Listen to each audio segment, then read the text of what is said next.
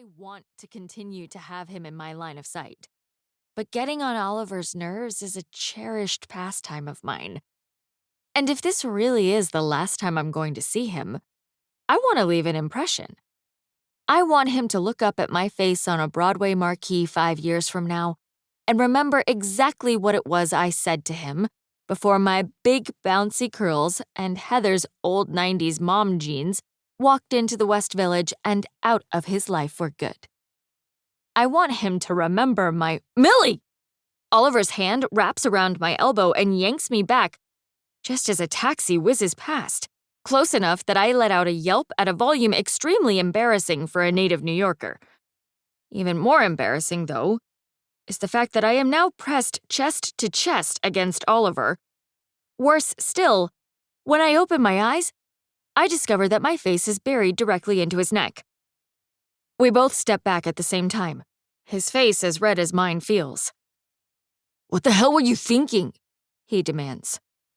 My brain is too busy trying to delete the firmness of his bicep and the smell of his shampoo to formulate a worthy response. "Thanks," I mutter, crossing my arms over my chest to hide the fact that I'm shaking.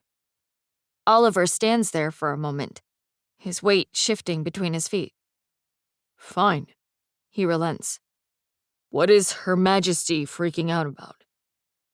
And just like that, the panic about my fleeting mortality, and the fact that I expressly forbade him from calling me Her Majesty, along with a slew of other unflattering nicknames, is all but forgotten. "I got into Madison Musical Theater pre-college," I exclaim, loudly enough to stun a flock of pigeons into immediate flight. "Partial scholarship. I'll start next semester for senior year, so I can finish up high school and start getting college credit at the same time." I'm not exactly expecting him to congratulate me. So far, his highest praise of my performance ability was when I overheard him saying to our teacher, "I guess she's the only one who can belt that high G," during sophomore year. But I'm at least expecting a little more than a head tilt and a, "Huh." "Huh?" I repeat. "Did finals really eat up your last brain cell?" "No," he says dryly.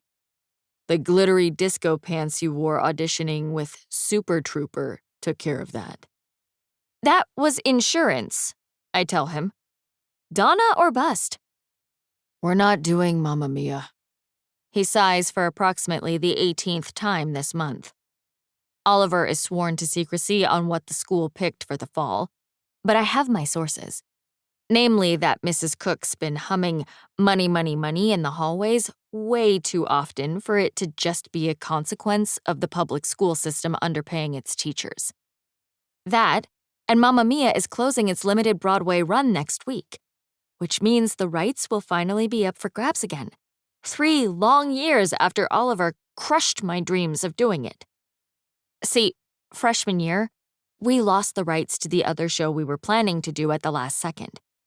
As it is my responsibility as someone with excellent taste in both music and cuffed overalls, I suggested Mamma Mia as a replacement. I had more than half the theater kids on board, but before I could so much as say voulez-vous, Oliver convinced Mrs. Cook we didn't have the resources and talked her into waiting another year. Which is, of course, when the Broadway revival was announced. And all our hopes of getting the rights went out the window, right along with my last few shreds of patience for Oliver meddling with my plans. "You're just mad that you're going to have to teach someone to train a spotlight on me for The Winner Takes It All."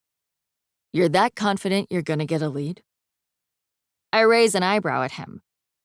Even with Oliver's scheming against me, we both know there's no way I'm not in consideration for a lead. My occasionally overblown ego aside, I'm the best singer this school has. Or had, I guess. Because I'm out of here. I don't need confidence. I've got a 3-octave range. I wrinkle my nose. Not that it matters now. Oliver shakes his head, letting out a breath that may or may not be a chuckle. "What's so funny?" He stops just outside the building, his eyes grazing me.